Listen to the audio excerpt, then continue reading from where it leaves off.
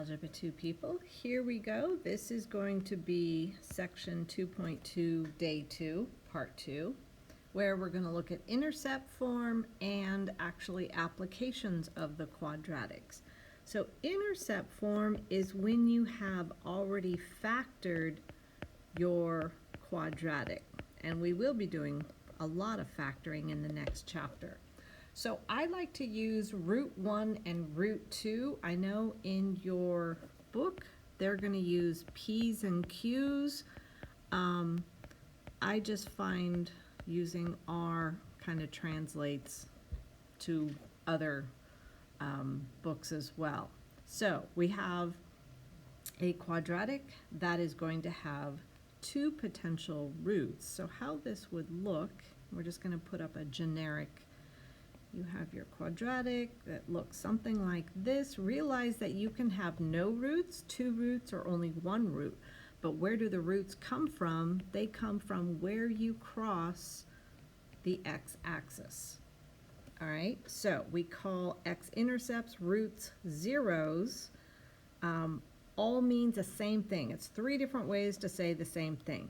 How do you find out what those are is you set the factor equal to 0. So for instance, I would come up here and I would set x minus r1 equal to 0, and so that would give me one of my roots. I would then set the other one equal to 0, and that gives me my other 0 root or x-intercept. That's what that means. Okay? So that's how you find your roots, and again in intercept form it comes to you in factored form, so that's easy enough to do. Your axis of symmetry along with your vertex now, remember we have this axis of symmetry that comes down the graph like this, and here is where your vertex would be. Well, very nicely, because of the symmetry of a graph, the axis of symmetry and the vertex will always be halfway between wherever your roots are. So what you need to do is just find the midpoint of R1 and R2. So if you don't remember, this is how you find a midpoint. You would take the sum of the two and then divide by 2. So that's how you find a midpoint. A lot of times you're on a graph and you can just kind of count it out, but sometimes you don't have a graph, so that's how you would do it. So add the two roots, divide by 2 will give you your axis of symmetry, which remember is a line, so it's always x equals. And so axis of symmetry here, that's going to be your R1 plus R2 divided by 2. Now then to find the vertex, just like before, so we have R1 plus R2 now divided by 2, so you found the x coordinate because that'll be the same. And to find the corresponding y value, we just take that x value, plug it back into the equation, and solve for y. And just like before, that direction of opening, A is going to act the same way. If A is positive, you know it's going to be a smile. If A is negative, it's going to be a frown. Okay, so there's basically what you need to know about intercept method. It's actually a really friendly way to graph because you automatically get the 3 points from the vertex and then your two intercepts. So here we have an equation. Notice right off the bat that A is negative, so we know this is going to be a frown. That's always a good thing to know, so you make sure your orientation matches up with what you have. So we want to find our roots, and we want to label, we're going to find our x-intercepts, our vertex, our axis of symmetry. So let's go ahead and find our roots first. So my roots are going to come from setting each factor equal to 0, so I know that x will equal a -3, and then x minus 1 equals 0 gives me x equals 1. So that tells me I'm going to cross at -3 right here, and I'm going to cross at a +1 right here. And so then I'm going to go ahead and find my axis of symmetry. So negative 3 plus 1 divided by 2. So negative 2 over 2 is a negative 1. So you should always double check. There's kind of a nice visual built in. That axis of symmetry should be halfway between your roots, otherwise go back and check what you calculated, because a lot of times people drop a negative. Now let's find our vertex. We know our vertex will lie on the axis of symmetry at a negative 1, but we need to find out what the corresponding y value is. So I go back to my original equation, and I'm going to plug in my negative 1. So I have a negative 2 times 3 minus 1, which is 2, and then negative 1 minus 1, which is a negative 2. So 2 cubed is 8, and the two negatives cancel. So I know that my vertex will be at negative 1, 8. That's going to be way up here. So that's going to be at negative 1, 8, which makes sense because we do want our graph to be going down. So I'm going to then here's my vertex, draw my parabola going through my intercepts, and everything is good. Okay, let's try another one. So again, notice that A is negative, so this one is also going to be a frown. So we want to find root 1. So x plus 2 equals 0 means that x will equal a negative 2. And my second root, x minus 4 equals 0, means that x will equal 4. So on my graph, I'm going to be at negative 2, 1, 2, 3, and 4. So there's negative 2, there's 4. My axis of symmetry is going to be halfway between those, which you do have a graph, and you can count out if you want, or I'm just going to add 4 plus a negative 2 divided by 2. So again, 2 over 2 is going to give me 1. So my axis of symmetry is going to be here at 1. And so to find my vertex, I'm going to plug that 1 into my equation. So f of 1 is a negative 1/3. 2 plus 1 is 3. 1 minus 4 is a negative 3. So I have the negative, two negatives make everything positive. So 1/3 of 9 is going to be a positive 3. So my vertex will be at 1, 3. And then I can just go through my intercepts, and that kind of gives me the width of my graph. Okay, so that's how you can use the intercept method. So now we want to look at how do you actually apply quadratics to real situations. And actually quadratics are very naturally occurring. We're going into the end of the baseball season, going into football season. Every time you throw something, there's going to be that parabolic trajectory due to gravity, and we'll be looking at the equations that create that sort of behavior. And so I just made myself a boo-boo. Okay, so let's look at this. So here's your vertex. Remember, the vertex is where a maximum or a minimum happens. So the y value is telling you that's my maximum value. The x value tells you when it happens. All right, so you have to make that distinction. When it happens is the x, which we tend to replace with t, because that's time. And then, so anything over here, usually we don't, in a real situation, we don't consider, because that would be when time is negative. So right here is where how high the ball started. For instance, when you hold a ball in your hand, you're already, 5 or 6 feet off the ground. And so the ball is being thrown at that point, at that height. As it's coming down, you can find what is the height of the ball at a particular time.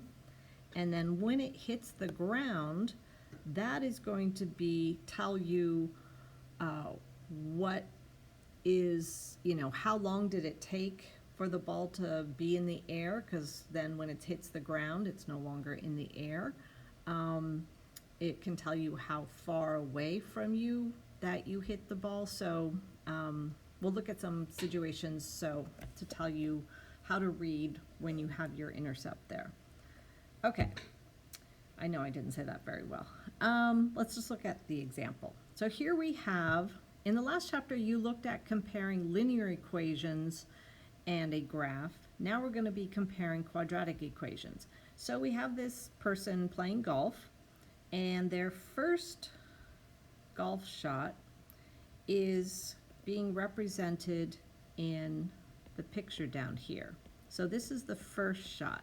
So notice they're starting at the origin because the ball is on the ground, and then it goes up. It hits a maximum height of 25, I believe this is yards, 25 yards. The time would be, say, 50 seconds, and then it keeps traveling, and it goes a total distance of 100 yards. We want to compare that to your second shot, which is modeled by this equation. So you're definitely going to need a calculator to be working on these. And they want us to know which shot travels farther before hitting the ground and which travels higher.